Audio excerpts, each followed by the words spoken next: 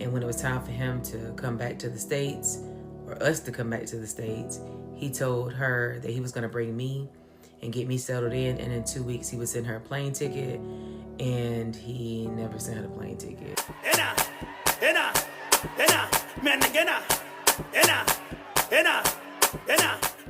Hey you guys, it's your girl Djena. Welcome back to another video. If you are new here, hi, welcome. If you are a returning subscriber, thank you so much. Listen, don't mind what's going on here today, okay? I haven't combed my hair, so I just had to make something work. Y'all, Mother's Day just happened in America. I swear Mother's Day trips me up because my biological mom is in West Africa, my stepmom is in America, and I live in England. And in all three different countries, in different places, Mother's Day is a different day. In England, it's in March.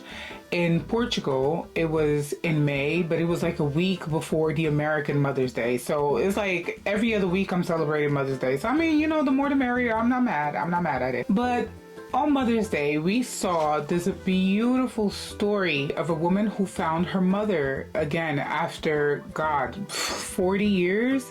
And let's watch it together.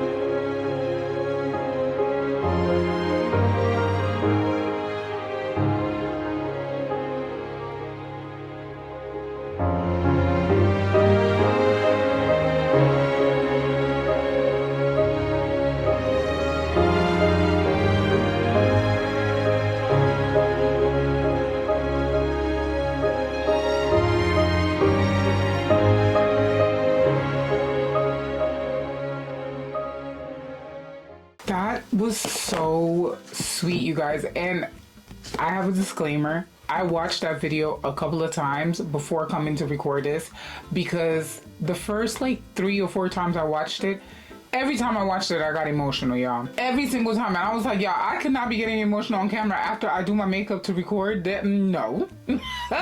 No. So I had to desensitize myself.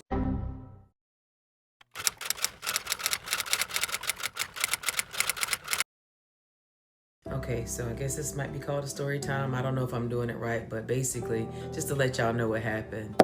My daddy was black, my mom's Korean. My daddy was in the military, got stationed in Korea, met my mama, married her, her family cut her off, and he got stationed back in the States.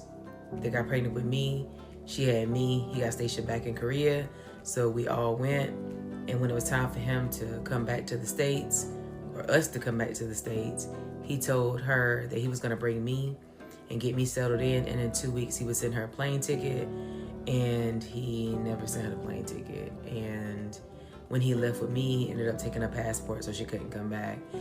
So of course, when I was younger, I used to ask my daddy why everybody else had a mama and I didn't have one. And he would say my mama didn't like it in the States, so she left us. And that's just what it's been my whole life. My daddy passed away about 3 years ago. And after he died, I found a copy of him and my mom's marriage license. And it had her name, her birthday, her parents' names, and their address.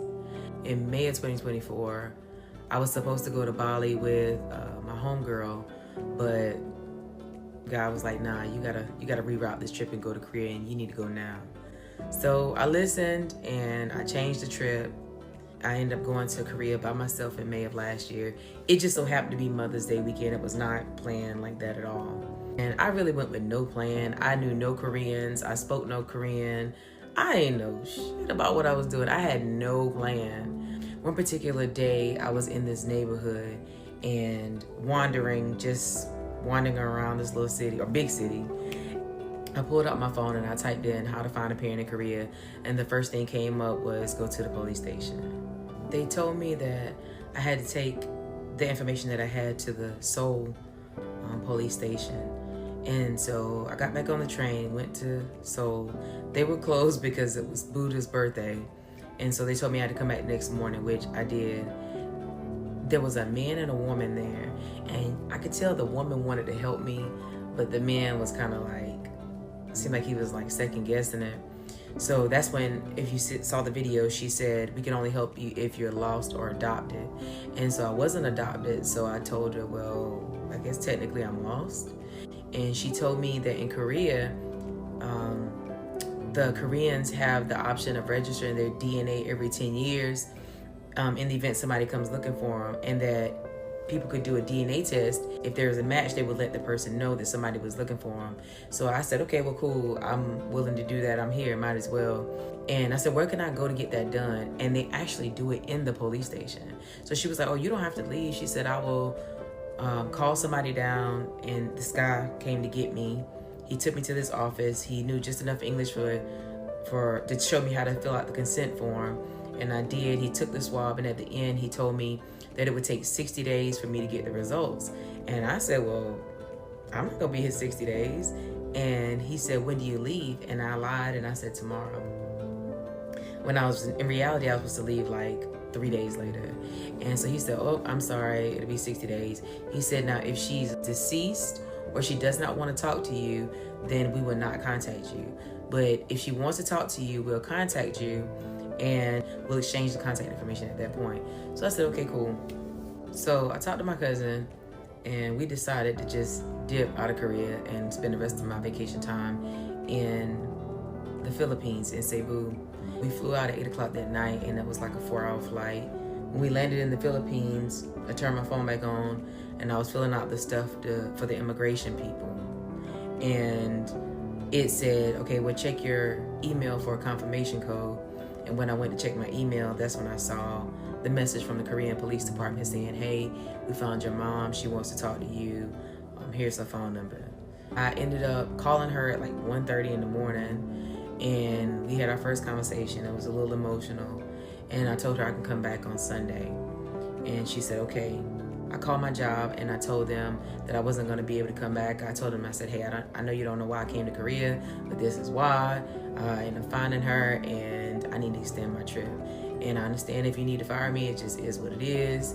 I have to figure it out when I get back, but I got to handle this while I'm here. And the company was like, I would risk it all too. I tell my job, listen, it's been a wonderful ride. It's been wonderful with you all. But I guess this is where we split and say goodbye. But I don't think her job would deny that, like this is not an everyday occurrence. It's like, oh no, you're good. Like, we've been slow anyway. We've been sending people home. So you can stay for a week. It's fine. You know what that's called? That's called God's timing. That's what that's called. My cousin and I flew back on Sunday. She ended up meeting us at the train station. We went back to her house, and she basically explained how my daddy basically took me away and took her passport. And I know she wasn't lying, because to this day she doesn't know how much information that I actually know. His sister actually told me the same thing, but didn't give as much details, but they had the same exact timeline. She never had more kids. He never had more kids. So here I am, the only child from that situation. She did tell me when I was there in May that she had brothers, but she said I couldn't meet them during that time.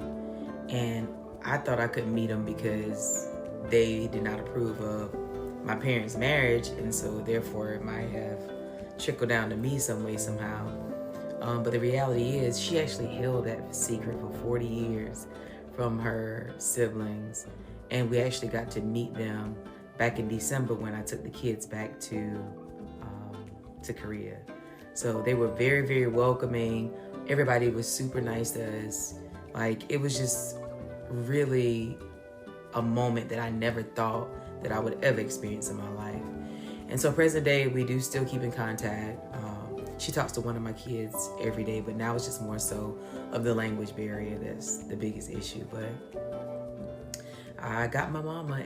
So later this year, I'll be 42, and it's significant because this year make exactly 40 years since my mama spent a birthday with me. And so I'm gonna go spend that time with her and keep making memories.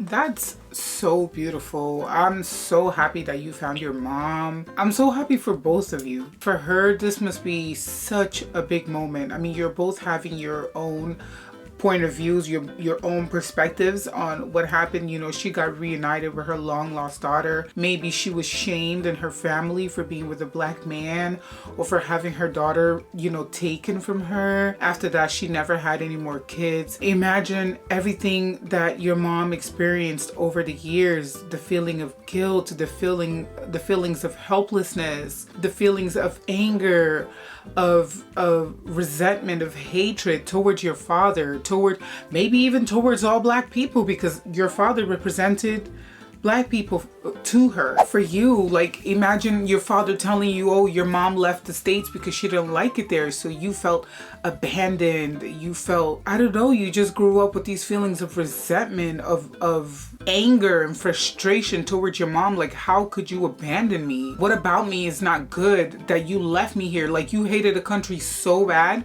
that you had to leave me behind. Come to find out that your dad did this whole thing. He orchestrated this whole thing. Like, rest his soul, you know, may he rest in peace.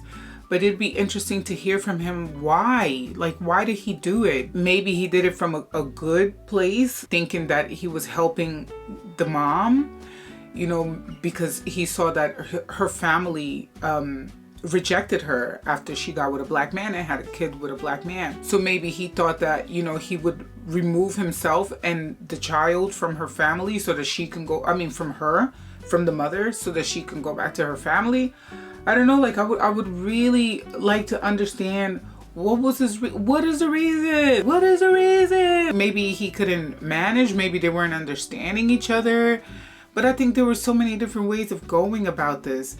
And then you turn around and you tell the child, like, no, your mom left. And all these years, you know, I think sometimes when we do things, we don't think about the consequences, right? We don't think about the consequences of our actions. And maybe in that moment, he thought that he was protecting you by saying that, or he was cutting short a conversation that was just too much for him.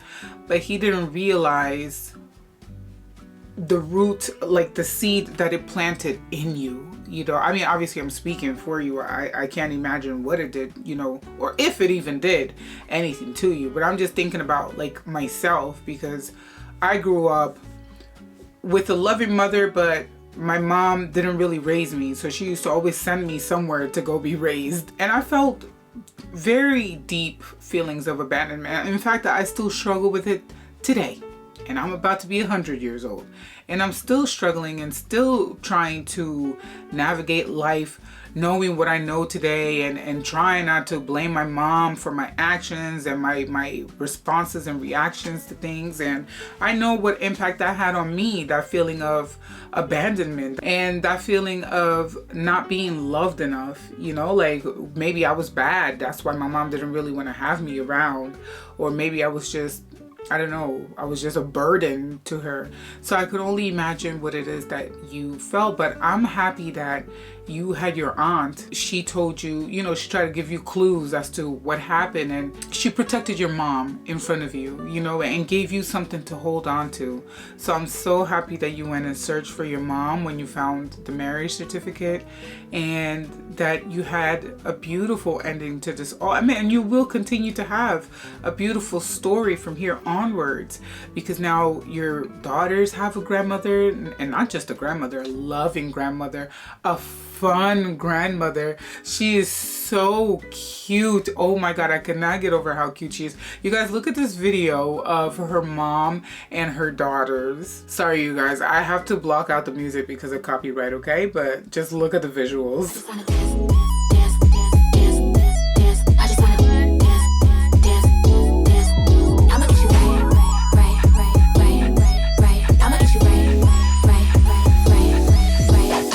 tell you something. Them Korean genes are strong, boy. Y'all all look like your mama.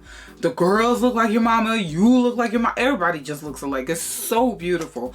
But look at what a beautiful relationship they have. And even if they didn't have it earlier, I say better late than never. At least it wasn't one of those situations when you find out once the other parent has passed.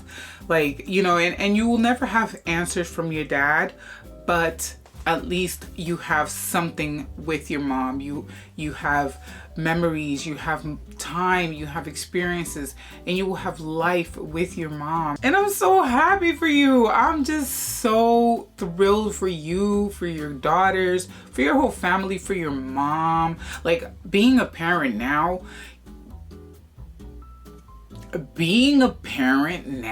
if someone was to take my kids, I think I'd lose my mind. Think of how helpless she felt. He took her passport. She had no way of getting to America. Maybe that was the one passport that she managed to get a visa on because she was married to a US soldier. But once he dipped with her documentation, imagine her now trying to get, you know, and then go into America. Where is she gonna find this man? And back in them days, they didn't have the advanced technological search engines that we have today.